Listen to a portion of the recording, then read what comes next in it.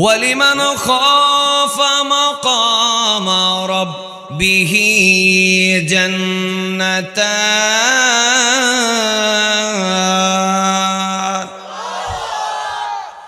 আল্লাহ বলছে যে আল্লাহর সামনে দাঁড়াইতে হবে এটাকে ভয় পায় তাকে আল্লাহ ব্যস্ত দিবে দুইটা। রাসূল করিম সাল্লাল্লাহু আলাইহি ওয়াসাল্লামের একজন সাহাবী হযরতে ফারুক আজমের যুগে একটা যুবক ছিল, মনোযোগ দিয়ে শুনবেন। একটা কি ছিল বললাম? যুবক। কানা মুতাআব্বিদান, সে ছিল অত্যন্ত ইবাদত গুজার। শুধু ইবাদত গুজার ছিল না, সে ছিল তার বাবার ভক্ত। সব সময় সারাদিন বাবার খেদমত করত। একেবারে দুইজনের পেটের আন্তাজ যা ইনকাম করা দরকার তা করত, করে তারপরে সারাক্ষণ এই বুড়া বাবার খেদমতে লেগে থাকতো। কেউ যদি মা বাবার খেদমত করে আল্লাহ কি বেজার হয় না খুশি হয়? তো ওই লোকটা প্রতিদিন রাতের বেলা যখন এশার নামাজ পড়ে ঘরে যেত, যাওয়ার সময় প্রতিদিন একটা মহিলা, যুবতী মহিলা তাকে ইশারা দিয়ে ডাকতো। মানুষ খারাপ হোক বা ভালো হোক, বিয়ে করার সময় কিন্তু জীবন সঙ্গী ভালো খুঁজে, ঠিক কিনা বলেন না? সারা বছর যে শুকনার ভিজে খাইছে সেও কিন্তু একটা নামাজি মেয়ে খুঁজে। আবার অনেক মেয়ে আছে নিজে মাথায় খাবার দেয় না, জামাই খোঁজার সময় ভালো ছেলে পাত্র খুঁজে। ওই মেয়েটা জানে এই ছেলেটা খুব ভালো, বাবার ভক্ত, খুব চরিত্রবান, আদর্শবান, এই ছেলেটাকে বিয়ে করতে পারলে আমার খুব ভালো হবে। এই জন্য ওই মেয়েটা প্রতিদিন এশার নামাজ পড়ার পরে ছেলেটা যখন ঘরের দিকে যেত, সে দরজায় দাঁড়িয়ে থাকতো, দরজায় দাঁড়িয়ে হাত নাড়তো। তখন তো আর এরকম লাইট নাই, চেরাগ একটা নিয়ে দাঁড়িয়ে থাকতো, যাতে ওই যুবকটা তার দিকে দেখে তার চেহারার প্রতি আকৃষ্ট হয়ে যায়।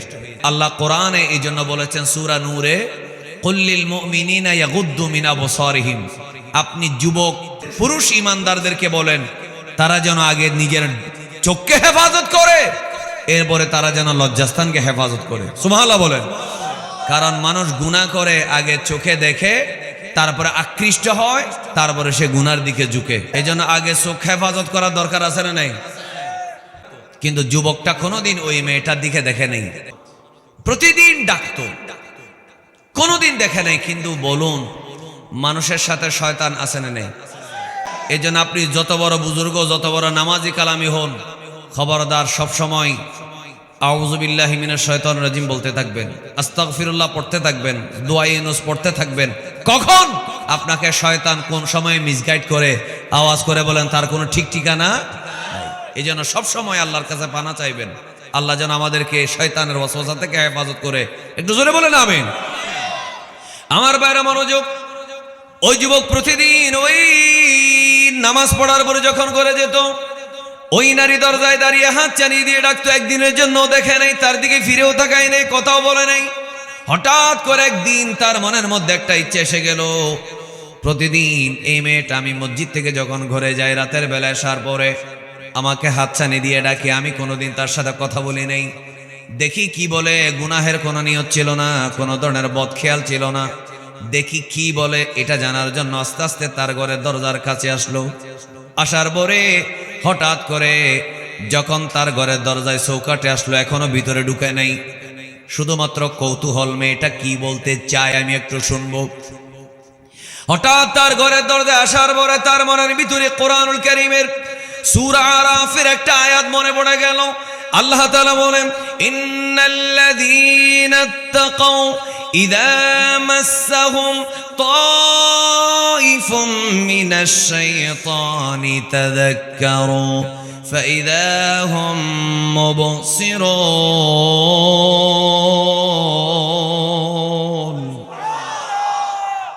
আয়াতটা খেয়াল করবেন, খুব মজার কথা।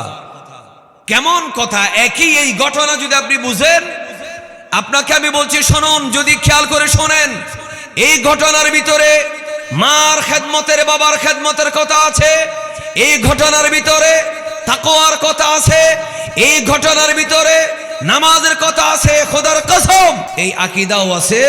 একজন ঈমানদার যদি নামাজি হয়, সে কবরের ভিতর থেকে কথা বলতে পারে, বাইরের মানুষের সাথে কি বলতে পারে? কথা বলতে পারে। সূরা আরাফ আয়াত নম্বর 201। বলেন আয়াত নম্বর কত? 201। মনোযোগ। আয়াতটার অর্থটা আমি আপনাদেরকে বলি। ইন্নাল্লাযীনা তাকাউ, নিশ্চয় যারা আল্লাহকে ভয় করে, সুবহানাল্লাহ বলেন, নিশ্চয় যারা আল্লাহকে, ইদা মাসসাহুম তাইফুম মিনাশ শাইতান, যখন তাদেরকে শয়তানের কোন সদস্য, একজন বা দুইজন বা 10 জন টাচ করে, তার মানে শয়তানে ওয়াসওয়াসা দিতে চায়, তাযাক্কারু, হঠাৎ করে সে হুঁশিয়ার হয়ে যায়। সুবহানাল্লাহ বলেন, হঠাৎ করে সে কি হয়ে যায়? হুঁশিয়ার হয়ে যায়। ফাইদা হুম মুবসিরুন, তখন তার অন্তর্দৃষ্টি খুলে যায়। আমি কি করছি, আমি কি করছি, আমি কেন অবৈধভাবে আমার বন্ধুদের সাথে আড্ডা দিতে যাচ্ছি, আমি কেন জুয়া খেলতে যাচ্ছি, আমি কেন মদ খেতে যাচ্ছি, আমি কেন নাটক সিনেমা দেখতে যাচ্ছি, আমি কেন নাচ গানের আসরে যাচ্ছি, আমি কি করছিলাম? খবরদার, এটা তো আমার কাজ নয়, আমার আল্লাহ তো আমাকে দেখে। একটু জোরে বলবেন না সুবহানাল্লাহ। আমার আল্লাহ আমাকে দেখে কি দেখে না? হঠাৎ করে তার ভিতরে মনে এসে যায় ইন্নাল্লাযিনা, তবে অন্তরের মধ্যে তাকওয়া থাকতে হবে। বলেন, অন্তরে কি থাকতে হবে? তাকওয়া থাকলে হঠাৎ করে তার সজাগ হয়ে যায়, আমি কি করছিলাম, আমি কেন মদের আড্ডায় যাচ্ছি, আমি কেন জুয়ার আড্ডায় যাচ্ছি, আমি কেন নামাজ কাজা করব, আমি নামাজের টাইমে কেন আমি ফুটবল মাঠে যাব, আমি তো আগে নামাজটাই পড়বো। একটু জোরে বলবেন না সুবহানাল্লাহ। এই জিনিসটা যদি আপনার মাথায় আসে তাহলে আপনি বুঝতে পারবেন আপনার ভিতরে ঈমান এখনো আছে। এই চিন্তা যদি কারো মাথায় আসে, আমি কেমনে আল্লাহকে জবাব দেব, এই চিন্তাটা এমন ভাবে তার ভিতরে এসে গেছে, হঠাৎ করে বেহুশ হয়ে পড়ে গেছে। একটু জোরে বলেন না সুবহানাল্লাহ। খাররা মাগশিয়ান, বেহুশ হয়ে কি হয়ে গেছে? পড়ে গেছে। এখন মেয়েটা চিন্তা করলো, কি রে, এতদিন আমি হাত ছানি দিয়ে ডাকছিলাম, কোনোদিন ফিরেও তাকাই নাই, আজকে যাও রাস্তা থেকে আমার ঘরের দরজা পর্যন্ত আসছে, ভিতরে ঢুকার তো দূরের কথা, কি হয়ে গেল, হঠাৎ করে বেহুশ হয়ে পড়ে গেল, এখন তো আমি মুসিবতে পড়ে গেলাম, আমার ঘরের দরজা যদি সে পড়ে থাকে, এখন জামেলা তো আমার আছে। কথা বলেন, আছে না নেই? এই জন্য সে আর একটা মহিলাকে নিয়ে 2-3 জন মিলে আস্তে আস্তে এইভাবে ধরে বাপের কাছে এনে দিছে ঘরের দরজায়। এখন বাপে তো বুড়া মানুষ, কিছুক্ষণ আগে বলেছি পঙ্গু মানুষ, অচল মানুষ, তিনি দরজা খুললেন। দরজা খোলার পরে দেখতেছে ছেলে বেহুশ। ছেলে যখন বেহুশ দেখলেন তিনি, কারণ ওনার তো এই ছেলে ছাড়ার কিছু নেই, তিনি কি হয়ে গেলেন, খুব অবাক হয়ে গেলেন, কি হলো আমার ছেলের। অনেকক্ষণ পরে ছেলের হুঁশ আসলো। হুঁশ আসার পরে বলল, বাবা তোমার কি হয়েছে, তুমি বেহুশ কেন? তখন ছেলে তো ভালো, এই জন্য মিথ্যা বলে নেই, বাবা আমি প্রতিদিন মসজিদ থেকে আসার সময় তোমাকে কোনোদিন কথাটা শেয়ার করি নেই, একটা মহিলা আমাকে ডাকে, তো কোনোদিন তার সাথে কথা বলেছো? বলো, বলি নেই। তো আজকে কি হয়েছে? আমি শুধু জিজ্ঞেস করতে চাচ্ছিলাম সে কি চায়। তো এই জন্য যখন তার ঘরের দরজায় গেলাম, একটা বেগানা নারীর সাথে আমি একাকী রাতের বেলা কথা বলবো, আল্লাহকে আমি হাসরের মাঠে কি জবাব দেব, এই চিন্তাটা আমার চলে আসলো। সূরা আরাফের 201 নম্বর আয়াত আমার মাথায় চলে আসলো। আসার সাথে সাথেই আমি বেহুশ হয়ে পড়ে গেলাম। সুবহানাল্লাহ বলো না কেন? বাবা আমি আয়াতটা মাথায় আসার সাথে সাথেই আমি বেহুশ হয়ে পড়ে গেলাম। তো বাবা বলতেছে, আব্বু আমি তোমাকে চিনি, আমি আল্লাহর কাছে শুকরিয়া আদায় করতেছি, আমি তোমার মতো একটা নেককার ছেলের বাবা হতে পেরেছি। বাবা তুমি যে আয়াতটা পড়ার কারণে আল্লাহর ভয় এসে গেছে, বেহুশ হয়ে গেছো, তুমি কি আমাকে আরেকবার কোরআনের আয়াতটা শোনাই দিবা? সুবহানাল্লাহ বলে। তখন ছেলে আবারও পড়তেছে, ইন্নাল্লাযীনা তাকাউ ইযা মাসসাহুম তাইফুম মিনাশ শাইতানি তাযাক্কারু ফাইযা হুম মুবসিরুন। আল্লাহু আকবার। আয়াতটা যখন আবার বললো, পড়ার সাথে সাথে ওই যুবকটার অন্তরে আবার ভয় এসে গেল। আমি কি করতে যাচ্ছিলাম, কার সাথে কথা বলতে যাচ্ছিলাম, এই নারীর সাথে কথা বলা আমার জন্য তো হালাল নয়। বলেন হালাল? এই চিন্তা তার মধ্যে আবারও এসে গেল। কোরআনের আয়াত পড়ার সাথে সাথে আবারও ছেলেটা বেহুশ হয়ে গেল। এবার বাপে এইভাবে নাড়ায় সারায় দেখে ছেলের শরীরের ভিতরে জান নাই।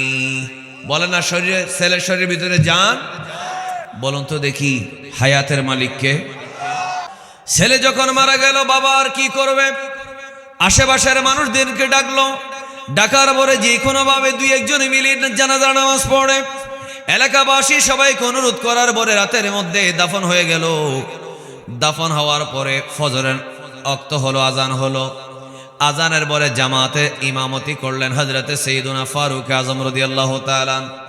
নামাজের সালাম ফিরাইয়া কয়েকজনে বলল, হুজুর, যে ছেলেটা নিয়মিত নামাজি ছিল, আমাদের এখানে আসতো, একটা বাবা ছিল তার, ওই ছেলেটা গত রাতে ইন্তেকাল হয়ে গেছে। ইন্না লিল্লাহি ওয়া ইন্না ইলাইহি রাজিউন। ও আমার বন্ধুরা রে, ওই ছেলেটার কবরটা আমাকে একটু দেখায় দাও, আমি ওই নেককার ছেলের জিয়ারত করতে চাই। এই কথা বলে হযরতে ফারুক আযম রাদিয়াল্লাহু তাআলা আনহু ওই ছেলেটার জিয়ারত করার জন্য কবরের মধ্যে গেলেন। কবর পারে গিয়ে সালাম দিলেন। সালাম দেওয়ার পরে যে দোয়াগুলা পড়া হয় মাসনুন দোয়া, সেগুলা পড়লেন। পড়ার পরে এবারে তিনি কোরআনুল কারীমের একটা আয়াত, সূরা আর রহমানের আয়াত, যেটা আমি কিছুক্ষণ আগে পড়লাম, ওয়ালিমান খাফা মাকামা রাব্বিহি জান্নাতান। ওগো আল্লাহর বান্দা, অমুক ছেলে, তুমি বড় ভাগ্যবান। আমার আল্লাহ বলেছে, আল্লাহকে কি জবাব দেব, আল্লাহর সামনে কেমনে দাঁড়াবো, আল্লাহর সামনে কিভাবে হিসাব দেব, এই বয়জার মধ্যে থাকি আল্লাহ তাকে দুইটা বেহেশত দান করবে। ওয়ালিমান খাফা মাকামা রাব্বিহি জান্নাতান। এই আয়াত ফারুক আযম পড়ার পরে বললেন, ও বাবারে, আল্লাহ তো নিশ্চয় তোমাকে দুইটা জান্নাত দিবে। এ কথা মুখ থেকে বের হতে দেরি, কবরের ভিতর থেকে আওয়াজ আসলো, ইন্না রব্বি কদ আতানিহিমা। আমার আল্লাহ আমাকে কবরে আসা মাত্র দুইটা জান্নাতের মালিক বানায়া দিয়েছে। তাহলে মা বাবার যারা খেদমত করে, আল্লাহর ভয় তাদের অন্তরে যদি থাকে, আওয়াজ করে বলেন, কবরের মধ্যে বেহেশত আছে না নাই? আর যে মা বাবার অবাধ্য, কবরে কেন আযাব হয়? অনেকগুলো কারণ আছে কিতাবের মধ্যে। এর মধ্যে একটা কারণ হচ্ছে মা বাবার অবাধ্য যারা, তাদেরও কবরে আযাব হয়। একটু নাউজুবিল্লাহ জোরে বলবেন না? আল্লাহ আমাদের মা বাবার প্রতি খেদমত করার তৌফিক দেখ, আমিন বলেন। মা বাবার থেকে দোয়া নেওয়ার তৌফিক দেখ।